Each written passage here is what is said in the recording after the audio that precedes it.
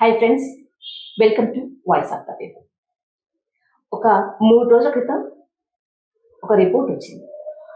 ఆ రిపోర్ట్ చాలా మంది పట్టించుకోకుండానే ఉండి ఉంటారని నేను అనుకుంటున్నాను.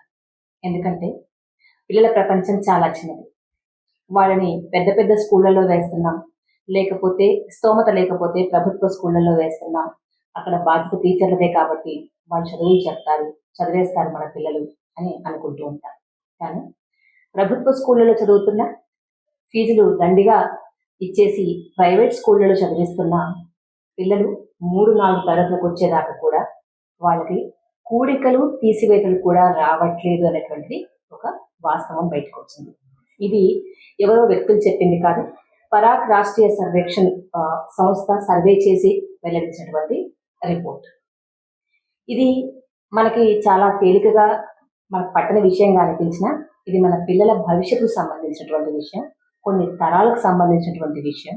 ఇవాళ కూడికలే తీసివేతలే రాని పిల్లలు రేపు ఈ కాంపిటేటివ్ ఫీల్డ్లో ఎట్లా మనగలుగుతారు, మన ప్రపంచాన్ని అంతా ఆక్యుపై చేస్తున్నది, అసలు వాళ్ళు ఎట్లా వాళ్ళ భవిష్యత్తు ఎట్లా ఉంటుందనేటువంటి విషయాన్ని ఆలోచించాల్సినటువంటి అవసరం ఉంది, చర్చించాల్సినటువంటి అవసరం అంతకన్నా ఉంది. అందుకే ఇవాళ విద్యారంగ సమస్యల గురించి సుదీర్ఘకాలంగా పనిచేస్తున్నటువంటి ఎంబీ ఫౌండేషన్ జాతీయ కన్వీనర్ వెంకటరెడ్డి గారు నాతో ఉన్నారు. తనతో మాట్లాడి ఈ విషయాన్ని తను ఎట్లా విశ్లేషిస్తారో తెలుసుకునే ప్రయత్నం చేద్దాం. నమస్తే అండి వెంకటరెడ్డి గారు. నమస్తే. ఈ రిపోర్ట్ గురించి, ఈ నివేదిక గురించి మాకన్నా మీరు ఇంకెక్కువ స్టడీ చేసి ఉంటారు.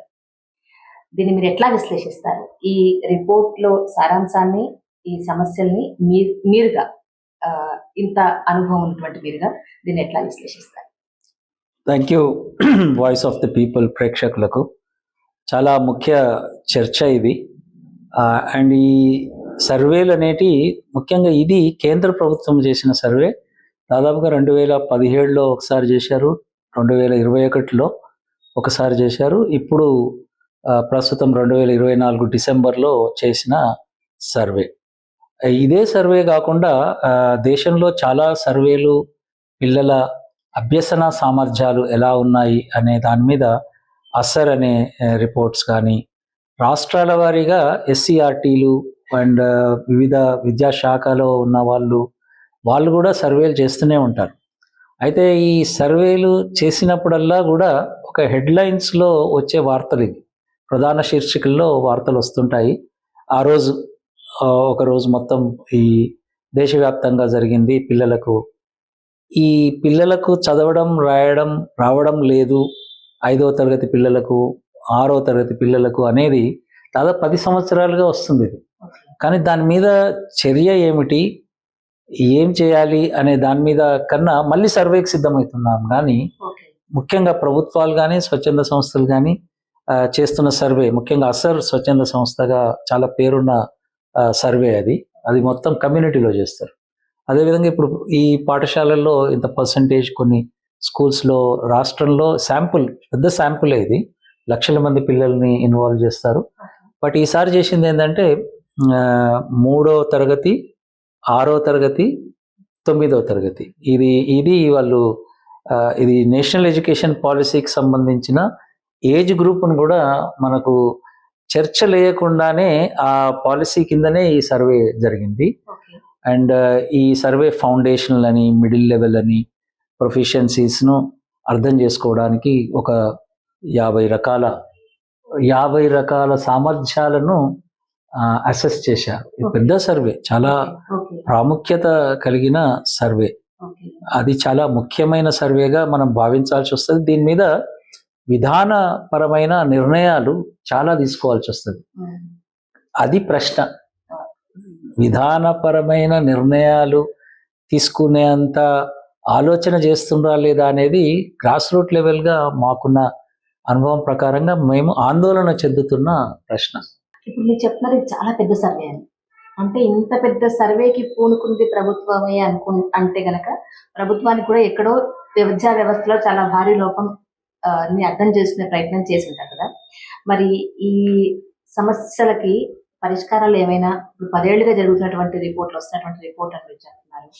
మరి ఈ 10 ఏళ్ల నుంచి కూడా ఎటువంటి సూచనలు ఏమన్నా, లేకపోతే సమస్యకి పరిష్కారాలు ఏమన్నా మీలాంటి వాళ్ళ వైపు నుంచి వాళ్ళకి వెళ్ళాయా, లేకపోతే బయటకు వచ్చాయా, చర్చకు వచ్చాయా? యాక్చువల్లీ అంటే ఇప్పుడు అంతకన్నా ముందు ఎవరి పిల్లలు వీళ్ళు, ఈ చదువులో వెనకబడ్డ పిల్లలు ఎవరి పిల్లలు వీళ్ళు అనే ప్రశ్న వేయడం లేదు ఈ సర్వే. ఓకే. ఏ బడికి వెళ్తున్న పిల్లలు, ఎటువంటి బడులకు వెళ్తున్న పిల్లలు, ఎటువంటి ఆ, ఆ, వసతులు కలిగిన పిల్లలు అండ్ ఎటువంటి సామాజిక వర్గాల నుంచి వస్తున్న పిల్లలు, ఆ పిల్లలకు అండ్ ఈ సర్వేలో చాలా క్లియర్గా బాయ్స్ గర్ల్స్ సామర్థ్యాలు ఎలా ఉన్నాయి, గ్రామీణ ప్రాంతము అర్బన్ ప్రాంతం సామర్థ్యాలు ఎలా ఉన్నాయి ఆ పిల్లలకు. అదేవిధంగా చాలా ఇంట్రెస్టింగ్ ఏంటంటే చాలా మనం ప్రైవేటు, ప్రభుత్వము అండ్ కేంద్ర ప్రభుత్వం నిర్వహించే విద్యాలయాలు ఈ పిల్లల గురించి కూడా చేశారు. అయితే తక్కువ ఉన్న పిల్లలు ఇంకా డీటెయిల్గా వెళ్తే అంటే 50% మంది పిల్లలకు చదవడం రాయడం రాదని మనం హెడ్లైన్స్ చూసాం. సో 50%లో మళ్ళీ దళిత పిల్లలు, బీసీ పిల్లలు, ఎస్టీ పిల్లలు కనుక చూస్తే ఇంకా తక్కువ శాతంలో ఉన్నారు. దాదాపుగా 40% కన్నా ఎక్కువ మించలేదు. కొన్నిసార్లు అయితే 36 మంది, 100కు 36 మంది మాత్రమే 9వ తరగతిలో లెక్కలు చేయగలిగారు ఆ స్థాయిలో. సో అట్లా సైన్స్లో కూడా, సోషల్ స్టడీస్లో కూడా. సో ఇవన్నిటినీ చాలా స్పష్టంగా వాళ్ళ పని ఏంటంటే కేంద్ర ప్రభుత్వం సర్వే చేసే పని. రాష్ట్ర ప్రభుత్వాలకు వాళ్ళు కూడా ఖచ్చితంగా చెప్తలేరు ఎందుకో ఈ మధ్య. ఇంతకుముందు చేయాలి మీరు అనేది, మీరు ప్రయత్నం చేయండి, ఇది బాగుంటుంది, ఇట్లా చేయండి అన్నారు. కానీ ఒక డైరెక్షన్ ఇవ్వడంలో కానీ, దానికి నిధులు ఖర్చు చేయడానికి కేంద్ర ప్రభుత్వం ఇచ్చే సర్వే చేస్తున్నారు. కానీ దీనికి రెక్టిఫై చేయడానికి నిధులు అవసరం. ఆ నిధులను కానీ వాటి గురించి మాట్లాడకుండా ఒక దాన్ని ఏమంటారు ప్రవచనం, కేంద్ర ప్రభుత్వం ఆ రిపోర్ట్లో ప్రవచనం లాగా మీరు ఇది చేసుకోండి, ఈ పిల్లల్ని బాగా చూసుకోండి అని చెప్పారే తప్ప దీనికి కావాల్సిన అండ్ రాష్ట్ర ప్రభుత్వాలు దాని మీద ఇమ్మీడియట్ రియాక్ట్ కావాల్సిన అవసరం ఉంది. ఎంతైతే రియాక్షన్ కావాలనో అంత రియాక్షన్ కావడం లేదు. అండ్ ఇంకొకటి చాలా ముఖ్యంగా ఈ సర్వేలు చేస్తున్నప్పుడు సర్వేలు పిల్లలకు రావడం లేదు అనే సర్వే వస్తుంది, కానీ రాకపోవడానికి కారకులు ఎవరు అనేది సర్వే చెప్పడం లేదు. అంటే నేను ఇంతకుముందు చెప్పినట్టుగా గద్వాల ప్రాంతంలో ఒక 150 మంది టీచర్లు లేకుండా పోయిన విద్యా సంవత్సరం నడిచింది. ఆ జిల్లా కూడా సర్వే చేసిండు. కనీసం ఆ జిల్లాలో సర్వేలో తక్కువ వచ్చింది. ఎందుకు తక్కువ వచ్చింది అనగా పిల్లల టీచర్లను మేము ఇవ్వలేదు అని వస్తే ఒక బాధ్యత తీసుకున్నట్టు అవుతుంది. ఆ బాధ్యతను పిల్లలు చదవడం లేదు అనే ఇది కాంట్రాడిక్టరీ. అంటే మీరు చెప్పినట్టుగా అందరూ ఆలోచించే విధానానికి గ్రాస్ రూట్ లెవెల్లో మనం పనిచేస్తూ మనకు అర్థమైనది ఏంటంటే లాస్ట్ ఇయర్ అంతా చాలా మంది తల్లిదండ్రులు సబ్జెక్ట్ టీచర్ లేరు. ఇప్పుడు 9వ తరగతి సైన్స్ టీచర్ లేడు, మ్యాథ్స్ టీచర్ లేని స్కూళ్ళు ఉన్నాయి రాష్ట్రంలో. ఆ స్కూల్లో కూడా సర్వే చేశారు. ఆ స్కూల్లో సర్వే చేసినప్పుడు ఎక్కడ కూడా ఇక్కడ మ్యాథ్స్ టీచర్ లేదు అని రాలేదు. సో ఎక్కడో దగ్గర ప్రభుత్వాల బాధ్యతలను, ప్రభుత్వాలు కల్పించాల్సిన అన్ని వసతులను కల్పించి సర్వేలు చేస్తే పిల్లలను అనొచ్చు మనం. కానీ పిల్లల మీద బాధ్యత వేయడం ద్వారా పిల్లల మీద ఒత్తిడి, తల్లిదండ్రుల మీద ఒత్తిడి, ఓహో ఈ బడులకు పోతే చదువులు రావడం లేదనే ప్రచారము, ప్రైవేట్ కొంచెం బెటర్ అని ప్రైవేట్కు ఒరిగే ప్రచారము, బాధ్యత నుంచి యాక్చువల్లీ ప్రభుత్వాలు నాకు అనిపిస్తుంది ఇటువంటి సర్వేలు చేసి దాన్ని రెక్టిఫై చేయకపోతే బాధ్యతల నుంచి దూరం అవుతున్నారా అనే ఒక ప్రశ్న వేయాల్సిన అవసరం ఉంది. ఇది ఎందుకంటే ఇది చాలా ఎమర్జెన్సీ. ఈ ఎమర్జెన్సీని గుర్తించకుండా ఓకే పోయినసారి 36 మార్కులు వచ్చాయి ఈ రాష్ట్ర ప్రభుత్వం మన వాళ్ళు అన్నారు, ఈసారి 26లో ఉన్నాము. అంటే ఇది కూడా ఒక కాంట్రాడిక్టరీ కదా. ఇప్పుడు మీరు ఈ విషయాల్లో చూసినప్పుడు వెనకబడి ఉంది పిల్లలు, ర్యాంకులను మనం పైన రాష్ట్రం పైకి ఎట్లా వెళ్ళగలుగుతుంది. ప్రాబ్లం ఏంటంటే మిగతా రాష్ట్రాలు ఇంకా తక్కువ చేసినాయి అని అర్థం. సో బట్ దీన్ని ఒక సీరియస్ గా అయ్యో ఇంత దారుణంగా ఉందా పరిస్థితి మన పిల్లలు అనుకోకుండా దీన్ని ఈ విధమైన డిస్కషన్ లోకి తీసుకుపోయినప్పుడు ఓకే కంఫర్ట్ జోన్ లో ముఖ్యంగా ప్రభుత్వ పాలన చేసే రాజకీయ నాయకులు కానీ, ఎడ్యుకేషన్ మినిస్టర్ మనకు ముఖ్యమంత్రి తెలంగాణలో అయితే మిగతా రాష్ట్రాల్లో కూడా అట్లనే ఉంది పరిస్థితి, ఏమి అంత పెద్దగా తేడా ఏం లేదు. కానీ అట్లీస్ట్ ముఖ్యం పాలన చేసే వాళ్ళకు సరి అయిన ఇన్ఫర్మేషన్. నారాయణపేట ఉంది ముఖ్యమంత్రి జిల్లా, అది చివరి జిల్లా క్లబ్లో ఉంది. అంటే ఒక 4 రకాలుగా విభజించారు జిల్లాలను. ఓకే. ఒక 20 జిల్లాలు అభివృద్ధి చేసుకోవాలి అని చెప్పి పెట్టారు. తక్కువ స్థాయిలో ఉంది అని చెప్తలేరు. ఇప్పుడు భాష కూడా మారింది. ఆ భాషను వీళ్ళు వెనకబడ్డారు అని చెప్తలేరు, అభివృద్ధికి ఛాన్స్ ఉంది అని చెప్తున్నారు. సో ఈ భాషలో కూడా ప్రాబ్లం ఉంది. మనకు ఎక్సలెన్స్ అంటున్నారు, కొంచెం డెవలప్ అవుతున్నారు అని ఇంకో గ్రూప్ ఉంది, ఇంకో జిల్లాల గ్రూప్. 20 జిల్లాలు మాత్రం వీళ్ళు అభివృద్ధికి చెందాల్సిన అవసరం ఉంది అని చెప్తున్నారు. సో అది అయితే స్టేట్ గవర్నమెంట్ ఇన్వెస్ట్మెంట్స్కు ప్రభుత్వం విద్య మీద ఖర్చు పెట్టిన దానికి రిలవెంట్గానే ఈ లెక్కలు ఉన్నాయి. ప్రభుత్వ విద్య మీద ఎంత డబ్బు ఖర్చు పెడతామో దానికి అవుట్కమ్ వస్తుంది. ఆ అవుట్కమ్ అనేది ఇది చాలా స్పష్టం. మనము విద్య మీద డబ్బు ఖర్చు పెట్టడం లేదు, భవిష్యత్తు తరాల మీద డబ్బు ఖర్చు పెట్టాలి అనేది 15% 20% మన రాష్ట్ర ప్రభుత్వం పెట్టలేదు కాబట్టి సగం 15% పెట్టలేదు, 7% పెట్టారు కాబట్టి సగమే చదివారు. ఇక అది బండ గుర్తు. నేను అంటున్నాను, ఇన్వెస్ట్మెంట్ చేస్తే వస్తుందా, ఇన్వెస్ట్మెంట్ చేస్తే నిజంగా చదువుకుంటారా అని ప్రశ్నలు వేస్తుంటారు. కానీ ఎనీవేర్ విద్య మీద ఇన్వెస్ట్మెంట్ చేస్తే అవుట్కమ్ వస్తుంది. ఇప్పుడు మనం ప్రభుత్వం పిల్లల విషయం మాట్లాడుతున్నాము, మధ్యలో టీచర్లు ఏం ఆలోచిస్తున్నారు? ఇలాంటి నివేదికలు వచ్చినప్పుడు టీచర్ల మధ్య చర్చ జరుగుతుందా? మా బాధ్యత కూడా కొంచెం ఉందనేటువంటి ఆలోచన వాళ్ళ నుంచి ఏమైనా వస్తుందా? మీరేం గమనించారు ఈ విషయంలో? సో టీచర్లు ఇప్పుడు ప్రాబ్లం ఏమైపోయిందంటే, టీచర్లు ఒకవైపు కమ్యూనిటీ నుంచి చాలా ప్రెషర్ ఉంది టీచర్స్ మీద.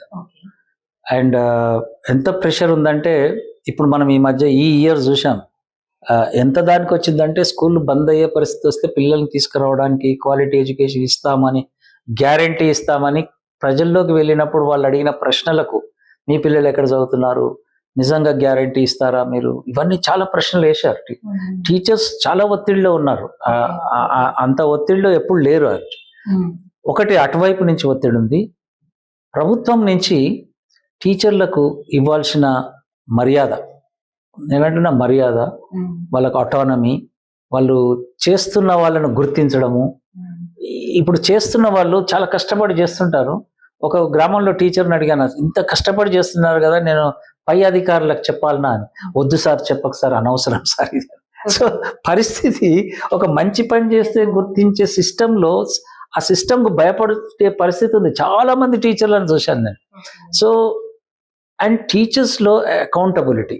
See, the problem is, పోయిన సంవత్సరం ఒక నెల రోజులు కుల గణన లెక్కలకు ప్రైమరీ స్కూల్ పాఠశాలల ఉపాధ్యాయులను వాడారు. మంచిదే ఉండొచ్చు, కుల గణన ఈజ్ గుడ్, చేయాలి సర్వే, అంతా బాగానే ఉంది. కానీ ఒక నెల రోజులు పిల్లల్ని పాఠశాలలు వదిలి సర్వే చేయమంటే అర్థం ఏమిటి? ఆ పిల్లలకు చదువు చెప్పకపోయినా పర్వాలేదు అనే మెసేజ్ ఇచ్చాము ఇది. అండ్ టీచర్లు కూడా కనీసం ప్రొటెస్ట్, పిల్లలకు చెప్పే హక్కు కదా మాది, పిల్లలకు పాఠాలు చెప్పే హక్కు నుంచి మాకు ఈ సర్వే ఎందుకు పెడుతున్నారు? అండ్ అది విద్యా హక్కు చట్ట ప్రకారంగా చట్ట ఉల్లంఘన. నేను అప్పుడు చెప్పాను కూడా, ఈ చట్ట ఉల్లంఘన ఇది. కేవలం ఎలక్షన్స్, ప్రకృతి వైపరీత్యాలు, అండ్ ఇంకొకటి సెన్సెస్, ఈ 3 వాడాలి చట్ట ప్రకారంగా. దట్ ఈస్ నాట్ సెన్సెస్ మనం చేసింది. సో టీచర్లు ఈ పనిలో కొంతమంది దీన్ని కన్వీనియంట్ గా కూడా తీసుకున్నారు. పాఠం చెప్పే బదులు సెన్సెస్ బాగానే ఉంది. దట్ 3 కదా, 3 పాఠాలే చెప్పాలి అనే 3 ఉంటే అటు ఇటు ఉన్న వాళ్ళు కూడా పాఠమే చెప్తారు. పాఠం చెప్పకపోయినా పర్వాలేదనే 3 స్టేట్ నుంచి వచ్చినప్పుడు పాఠం చెప్పే వాళ్ళు కూడా బయటకు వస్తున్నారు. కాబట్టి టీచర్లుకున్న వసతులు, చాలా మంది టీచర్లకు సింగిల్ టీచర్స్, 5,900 సింగిల్ టీచర్స్ ఉన్నాయి మన రాష్ట్రంలో. అందులో 80,000 మంది పిల్లలు చదువుతున్నారు, నమోదైనరు. నా సింగిల్ టీచర్ అంటే అర్థం ఏమిటంటే నో టీచర్ అని. ఒక్క టీచరు పాఠాలు చెప్తారు. అండ్ మన అసెస్మెంట్ మన అసెస్మెంట్కి వచ్చినప్పుడు ఎంత పకడ్బందీ అసెస్మెంట్ అది అంటే ఒక ప్రాసెస్ అసెస్మెంట్. అందులో ఉన్న అంశాలను చూస్తే ఒక్కొక్క అంశం ఇది రట్టుగొట్టింది కాదు, అది రట్టుగొట్టి మార్కులు ప్రశ్నపత్రం కాదు, అది ప్రాక్టికల్గా చేయిస్తారు వాళ్ళతోని, ప్రాక్టికల్గా అబ్జర్వ్ చేస్తారు పిల్లల్ని. అండ్ రోజువారీ లెక్కలు, ఈ శాతం అన్నారు చూడండి. అరే నీకు ఒక పంట, ఒక గంపలో 50 వస్తువులు ఉన్నాయి, అందులో 20 తీస్తే ఎంత శాతం తీసినట్టు ఇంట్లో ఇది మన సిలబస్లో ఉంది ఇదంతా. కానీ బోధన చేసే సమయం లేదు. ఒకటి, బోధన ఎలా చేస్తున్నారు అని చూసేవాళ్ళు లేరు, పర్యవేక్షణ. అండ్ బోధన చేసే క్రమంలో ఒక ఆహ్లాదకరమైన వాతావరణం లేని పాఠశాలలు, సింగిల్ టీచర్ పాఠశాలల్లో ఇప్పుడు ఆ శాంపుల్లో వాళ్ళు కూడా ఉండి 3వ తరగతి పిల్లలు ఉండి ఉంటారు. 1 నుంచి 5 అంటే ప్రైమరీ స్కూళ్ళన్నీ సింగిల్ టీచర్స్. సో నా ఆ టీచర్ను ఏమనాలి మనము? ఆ టీచర్ ఎన్నిసార్లు ఆఫీస్ మీటింగ్లకు పిలుచుకున్నారు. ఒక్కరినే ఉన్న సార్ అన్నా కానీ, ఒక్కరినే ఉన్న టీచర్ అన్నా కానీ, ఆ టీచర్ అడిగినా కానీ మీటింగ్ ముఖ్యమా, స్కూల్ ఆధార్ అధిక పైనుంచి వస్తున్నప్పుడు మీరు చేయాలి కదా అని ఒక సర్క్యులర్ వస్తుంది. యాక్చువల్లీ నేను ఎక్కడో టీచర్స్ని అడిగాను. ఓల్డ్ సిటీలో ఒక స్కూల్కి వెళ్ళాను. 10 మంది టీచర్లు ఉన్నారు. యాక్చువల్లీ సర్వే వస్తుందని కూడా తెలియదు నాకు. 10 మంది టీచర్లు ఉన్నారు, 5 క్లాస్ రూమ్లు ఉన్నాయి. నేను అడిగాను, మరి మీరు 10 మంది టీచర్లు ఉన్నారు కదా, 5 క్లాస్ రూమ్లలో ఎట్లా మీరు అడ్జస్ట్ అవుతారంటే, ఒకరం పోతాం ఒకరం వస్తాం అన్నారు. అంటే 5గురు ఖాళీగా ఉన్నట్టు లెక్క. అండ్ ఆ 5 క్లాస్ రూమ్లే ఉన్నాయి, ఎక్కడ స్థలం కూడా లేదు, వాళ్ళు వరండా కూడా లేదు. మామూలుగా ఊర్లలో కొంచెం చెట్ల కింద అక్కడెక్కడ చెప్తారు క్లాస్ రూమ్స్, సిటీ కదా. వంట ఫుడ్ పెట్టే దగ్గర ఇట్లా ఇరికిరికి ఉంది. ఆ 5గురు పోతారు, 5గురు వస్తారు. అది English medium and Telugu medium ఉంది అందులో. సో ఆ పిల్లలకు ఎంత గందరగోళం అంటే, ఇమాజిన్ ఒకసారి ఒక 5వ తరగతి సో నేను అడిగాను టీచర్ల ముచ్చట వచ్చింది కాబట్టి, మీరు అసెస్మెంట్కి ఎందుకు అలౌ చేస్తున్నారు? మీకు వసతులు కలిగించలేదు కదా, మీరు ఎందుకు అసెస్మెంట్ను మీరు ఎందుకు అనుమతిస్తున్నారు? యాజ్ ఎ టీచర్గా మీరు ఇవన్నీ చేసి అన్న చేయండి, లేకపోతే అసెస్మెంట్ చేసినప్పుడు ఇవి కొరతలు ఉన్నాయి కాబట్టి అన్న రాయండి. ఈ 2 మేము అడగలేము సార్, పైనుంచి మాకు పాలసీ కదా, ప్రభుత్వం కదా. సో టీచర్లు కూడా ప్రభుత్వం అయిపోయారు, మనతో మాట్లాడతారు ఈ చట్టము, ఇది ఇది ఇది ప్రభుత్వ విధానము అని. కానీ ఎప్పుడైతే వాళ్ళ డ్యూటీ చేస్తున్నప్పుడు వచ్చిన అవాంతరాలు ఏవైతే ఉన్నాయో, ఒక పౌరునిగా నేను అడిగాను టీచర్లు, యాజ్ ఎ సిటిజన్గా మాట్లాడండి మీరు, ఈ స్కూల్ ఏంది ఇది, అసెస్మెంట్ ఎట్లా చేస్తారు మీరు అని. సో మొత్తం టీచర్స్లో ఒక విడ్రావల్ అయిపోయింది. ఒక 20 ఏళ్ళ కింద 10 ఏళ్ళ కింద కొంచెం ప్రశ్నించే వాళ్ళు ఉండేది, కొంచెం యూనియన్లు ఉండి ఆ యూనియన్లు క్వశ్చన్ చేసి, డిబేట్ చేసి, డిస్కషన్ చేసి. సో ఇప్పుడు నాకు అనిపిస్తుంది ఏంటంటే, టీచర్స్ కూడా యాక్చువల్లీ నేను ఎప్పుడు వాడుతాను ఏంటంటే, ఈ పిల్లలు టీచర్ల పిల్లలు కాదు, రాజకీయ నాయకుల పిల్లలు కాదు, ముఖ్యమంత్రి పిల్లలు కాదు, మంత్రుల పిల్లలు కాదు, ఎవరి పిల్లలు కాదు, వీళ్ళు మంది పిల్లల అని ఆ వివక్షత ఉందా అనేది డీప్గా మనం ఎందుకంటే ఒకటే టీచర్ ఉండి 5గురు, ఒకటే టీచర్ ఉన్న పాఠశాల ఎట్లా నడుస్తుంది? మన పిల్లలకు నడుస్తుందా అనేది ప్రశ్న. అండ్ అక్కడ టీచర్ ఎందుకున్నాడు, 5,000 మంది టీచర్లు ఎందుకున్నారు అక్కడ అనేది ప్రశ్న. 5,000 మంది ఒక దగ్గరకు వచ్చి ఎందుకు, మాకు తక్కువ పిల్లలు ఉంటే పిల్లల్ని తెస్తాము మేము అని, టీచర్లు ఇవ్వండి అని అడిగే ఒక 2 టీచర్లు ఉన్నారు కనీసం. విద్యా హక్కు చట్టం కనీసం 2 కూడా తక్కువనే. కనీసం మాట్లాడుకోవడానికి ఒక గూడెంలో, ఒక ములుగు ప్రాంతంలో నడిచిపోయి ఆయన ఏదో కష్టపడి 2 వీలర్ మీదనో పోతున్నాడు కూడా, పోయిన ఆయన ఎవరితో మాట్లాడతాడు? ఒక పియర్ గ్రూప్ లేదు, ఆ పిల్లలతో ఎంతసేపు కూర్చుంటాడు, ఎంత అలసిపోయి ఉంటారు. సో అవుట్కమ్, ఇక మనకు ఈ అవుట్కమ్ రాకుండా ఎట్లా ఉంటుంది? సో నేను అంటున్నది ఏంటంటే, ఈ మంది పిల్లలను చదివించాలనే రాజకీయ సంకల్పం లేనందువల్లనే ఇటువంటి ఫలితాలు వస్తున్నాయి పిల్లలకు. అండ్ ఈ పిల్లలకు ఇటువంటి ఫలితాలు రావడానికి వీలు లేదు. సమానమైన నాణ్యమైన విద్యను అందించడం అనేది చట్టబద్ధ బాధ్యత ప్రభుత్వాన్ని. దాన్ని వదిలి ఇప్పుడు ఈ సర్వేలలో వచ్చిన పిల్లలలో ఇప్పుడు ప్రైవేట్ కొంత మెరుగ్గా ఉందనేది వస్తుంది.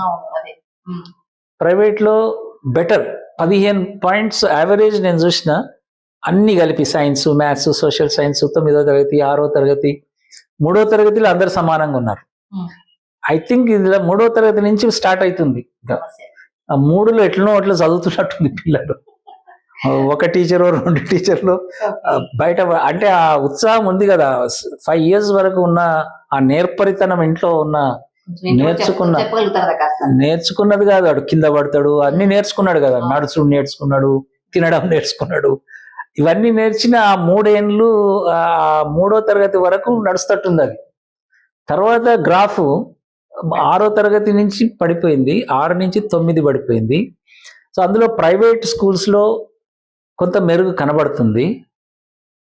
అది కూడా ఒక సంకేతం ఏంటంటే, మెరుగు అంటే అర్థం ఏంటంటే అక్కడ కూడా 50% మంది పిల్లలకు చదువు రాదు. వీళ్ళకు 35 వస్తుంది కాబట్టి 50 కాబట్టి అది 15 అయింది. అంతేగాని ప్రైవేట్ స్కూల్లో పోతున్న, ఇన్ని ఫీజులు కట్టిపోతున్న పాఠశాలలో కూడా అక్కడ కూడా మంది పిల్లలే. అక్కడ కూడా పేద వర్గాలకు చెందిన పిల్లలు చాలామంది ఆ స్కూళ్ళకి వెళ్తున్నారు. ఆ స్కూల్స్ కూడా బడ్జెట్ స్కూల్స్. అక్కడ ఒక పద్ధతి లేదు, ఒక పర్యవేక్షణ లేదు. అక్కడ కూడా ఒక 50% అంటే అర్థం ఏమిటంటే, ఒకవేళ మనము 9వ తరగతి, 6వ తరగతి, 3వ తరగతి అంటే 18 లక్షల మంది పిల్లలు. 6 18 లక్షల మంది పిల్లలు. ఎస్, ఒక్కొక్క తరగతిలో 6 లక్షలు ఉంటారు, ప్రైవేట్లో, గవర్నమెంట్లో. సో దట్ మీన్స్ 50% అంటే 9 లక్షల మంది పిల్లలు. మీరు అన్న హెడ్లైన్స్ ఉన్నాయి కదా, లెక్కలే రావు, చదువులే రావు. ఈ పిల్లలకు ఎట్లా ఆ పిల్లల్ని మనము ముందుకు తీసుకుపోవాలనేది ప్రభుత్వంలో అలా ఉంటే, గర్ల్స్ అండ్ బాయ్స్లో కూడా ఉన్న దాంట్లో బెటర్గా ఉన్నారు గర్ల్స్ అనేది వస్తున్నది బయటికి. అది బయట కూడా మనం చూస్తున్న విషయమే. అదేవిధంగా రూరల్ అర్బన్, అది కూడా చాలా స్పష్టంగా ఇప్పుడు అర్బనైజ్ కావడానికి ప్రతి కారణం కూడా మనకు చదువుల కోసం వస్తున్నారు పిల్లలు అర్బన్కు. ఎందుకంటే అర్బన్లో ఒక స్కూల్స్ ప్రైవేట్లు పోతున్నారు కాబట్టి, ఈ అర్బన్లో గవర్నమెంటా ప్రైవేటా లేదు అట్లా లెక్కలో. సో అర్బన్లోకి వస్తున్న పిల్లలు కొంచెం మెరుగు అంటే ప్రైవేట్లోకి పోతున్నారు అనేది తెలుస్తుంది మనకు. అందులో లేదు అట్లా, కానీ అర్బన్లో అన్నీ ప్రైవేటే. ఇప్పుడు హైదరాబాద్లో దాదాపుగా జిహెచ్ఎంసీలో 85% ప్రైవేట్కి పోతారు పిల్లలు. సో ఆ స్కూళ్ళల్లో కూడా 50%. సో ఇది ఎంత ప్రమాదకరమైన పరిస్థితి అంటే, ఈ పిల్లలు ఎవరు పిల్లలు, ఈ పిల్లలు ముందుకు ఎట్లా వెళ్తారు, ఈ పిల్లలు ఒక సమాజంలో ఎలా ముందు నిలుస్తారు ఒక పౌరులుగా ఆత్మవిశ్వాసంతో. చదవడం రాయడం రాకపోతే ఆ కాన్ఫిడెన్స్ లెవెల్స్ తగ్గిపోతాయి. మనందరికి తెలుసు కదా. ఈవెన్ చదువులో బాగున్నోడు కూడా రాత బాగుండదు, రైటింగ్ బాగున్నోడు వాడు వెనకకే నిలబడుతుంటాడు, నువ్వే రాయి అంటాడు. వాడిని చదువు రానోడు మంచిగా రాసినా వాడితో రాయిస్తాం. దట్ హోల్ థింగ్ ఎడ రాయమంటారు అని వెనకపోతాడు. సో అటువంటి పరిస్థితిలో యాక్చువల్లీ ఈ స్టడీ కన్నా ఇంకా ప్రాక్టికల్గా దిగితే ఇంకా చాలా వెనుకబాటులో ఉన్నారు. తెలంగాణ ప్రభుత్వం గుర్తించాల్సింది ఏంటంటే, ఇది ఒక వార్ ఫుటింగ్గా పెద్ద ఎత్తున దీన్ని తీసుకోవాలి. దాని మీద మనం డిస్కస్ చేయాలి పెద్ద ఎత్తున. ప్రతి చైల్డ్ను యాక్చువల్లీ ఒక్కటి చెప్తాను నేను, ముఖ్యమంత్రి గారికి చేంబర్ నుంచి బిల్డింగ్లు కట్టడానికి పర్యవేక్షణ చేయడం easy. Or mid day meals మీద కానీ బట్టలు ఇస్తున్నామని ఫోటోలు దిగొచ్చు, ఫ్లెక్సీలు కట్టుకోవచ్చు, ఇనాగ్రేషన్ చేయొచ్చు, అండ్ అక్కడి నుంచే మానిటర్ చేయొచ్చు. కానీ క్లాస్ రూమ్లో టీచర్లతో తన విద్యా వ్యవస్థ మొత్తాన్ని నడపాలి అంటే ఎంటైర్ సిస్టమ్ చాలా పెద్ద ఎత్తున పనిచేయాలి.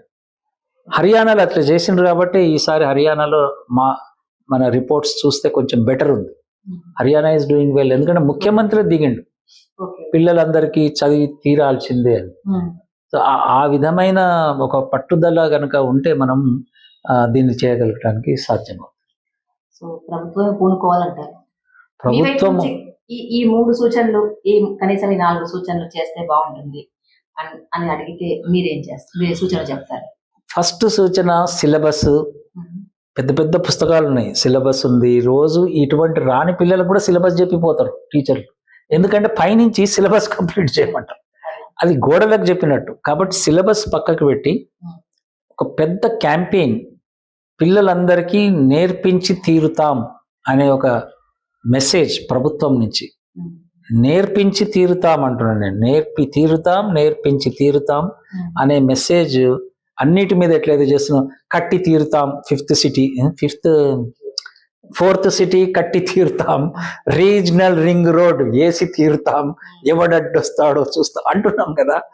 పిల్లలందరికీ నేర్పి తీరుతాం, ఎవడడ్డొస్తాడో చూస్తాం అనే స్టేట్మెంట్ ఫస్ట్ స్టేట్మెంట్ చేయాలి. సెకండ్, టీచర్స్ నువ్వు నమ్మాలి. నేను పదే చెప్తున్నాను. అంటే చాలామంది అంటారు టీచర్స్ చదువులు చెప్పకనే కదా ఇది అంటారు. కానీ మనం ఇంతకుముందు చెప్పినట్టుగా టీచర్స్ సమయం, బోధన సమయం, బోధనేతర సమయం కనుక చూస్తే చాలా చాలా అదర్ దాన్ టీచింగ్ యాక్టివిటీస్ చాలా ఇస్తున్నారు. యాప్లు నింపడం, అది నింపడం, ఇది వాళ్ళ టీచర్లు నింపు పంపు అని పేర్లు పెట్టుకున్నారు దాన్ని. వాళ్ళు ఎంత అంటే సర్కాస్టిక్. ఒకరినొకరు మీది అయిందా నింపు పంపు, మాది చేస్తున్నా అని కూర్చుంటాడు సార్.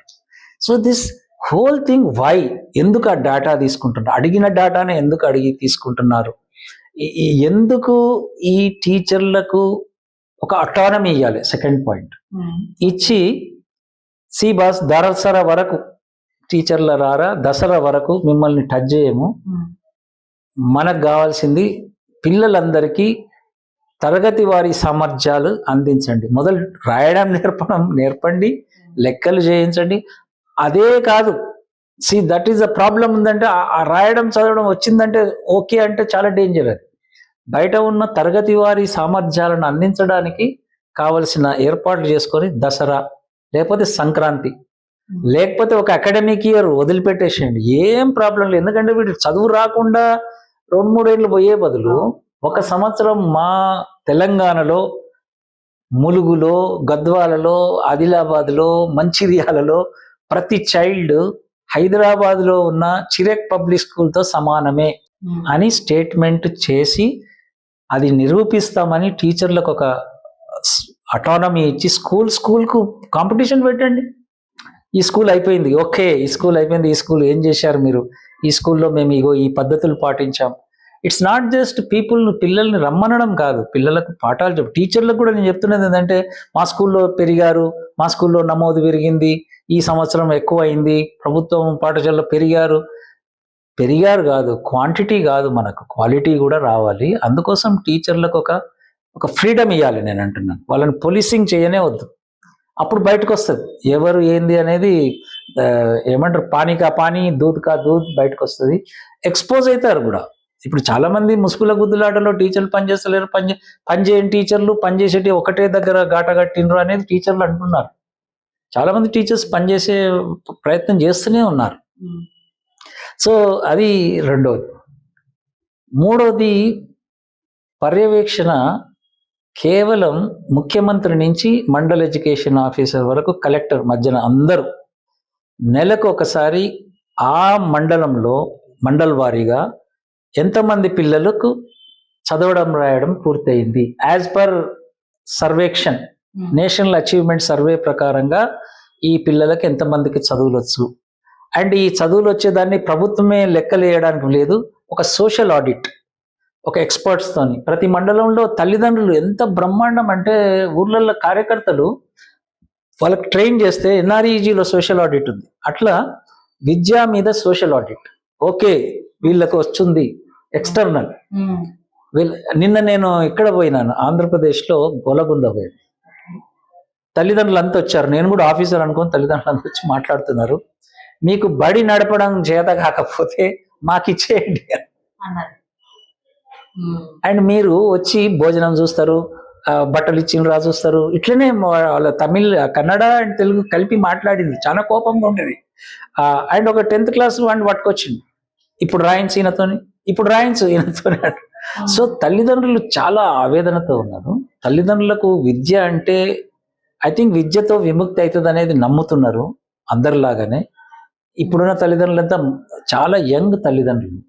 1995లో పుట్టిన వాళ్ళ ఆధార్ కార్డు చూసిన నేను. 95 అంటే 30 ఏళ్ళు.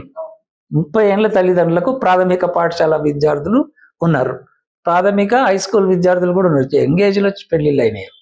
సో 95లో మన కళ్ళ మొదలు పుట్టిన తల్లిదండ్రులను వాళ్ళకు విద్య మీద మనమంతా చెప్పాము, ప్రచారం చేశాము. సెకండ్ జనరేషన్ వాళ్ళు పాటలు విని, టోటల్ లిటరసీ క్యాంపెయిన్ విని, ఈవెన్ కమ్యూనిస్ట్ పార్టీలు రాత్రి బళ్ళు పెట్టి వీళ్ళంతా మనవళ్ళు మనవరాళ్ళు వీళ్ళందరూ వాళ్ళకు రాకున్నా కానీ ఒక తరం బడికి వెళ్ళాలనుకుంటున్న తరం ఆ డిమాండ్ను పట్టించుకోలేదు. కాబట్టి సోషల్ ఆడిట్ అనేది చాలా ముఖ్యం. ఈ మూడు మీరు చెప్పారు కదా, ఈ మూడు గనక చేయగలిగితే అర్బన్లో ఒక ప్లానింగ్ ఇవ్వాలి, అడవి బిడ్డలకు ఒక ప్లానింగ్ ఉండాలి, వాళ్ళకు కొంత సమయం ఎక్కువ ఇవ్వాలి. ఎందుకంటే ట్రైబల్ చిల్డ్రన్, లాంగ్వేజ్ ఇవన్నీ చాలా ఇబ్బందులు ఉంటాయి. కాబట్టి అందరూ సమానంగా గాట కట్టొద్దు, కానీ అందరూ సమానమైన అవకాశాలు ఇచ్చి సమానమైన టెస్ట్ పెట్టండి.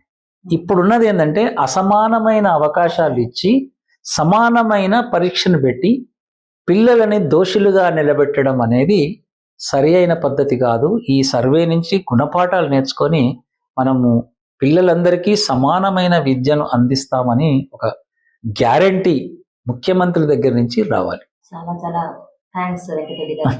చాలా మంచి సూచనలు. అంటే ఇవాళ ఇది చాలా చిన్న సమస్యగా చాలా మంది కనిపించిన, ఇది అమ్మ నాన్నల ఆవేదన మాత్రమే కాదు, టీచర్ల ఘోష మాత్రమే కాదు, ఇది ఒక సమాజం అభివృద్ధికి సంకేతంగా ఉండాల్సినటువంటి ఒక విషయం, చాలా ప్రాథమికమైనటువంటి మౌలికమైనటువంటి విషయం. కాబట్టి దీని మీద అందరూ ఆలోచించాలని, ఈ చర్చ మరింత ముందుకు వెళ్ళాలని ప్రభుత్వం కూడా దీని మీద సీరియస్ గా దృష్టి పెట్టి బడ్జెట్ కేటాయింపుల దగ్గర నుంచి, టీచర్లకి వాళ్ళ పని ఒత్తిడి తగ్గించడం దగ్గర నుంచి, పిల్లల సామర్థ్యాన్ని పెంచడం దగ్గర నుంచి అన్ని విషయాల్లో దృష్టి పెట్టే రోజు ఒకటి రావాలని, వస్తుందని, బరాబర్ జరిగి తీరాలని మనం అందరం కూడా ఆశిద్దాం, కోరుకుందాం, డిమాండ్ చేద్దాం. ఇది మన చర్చ. Thank you.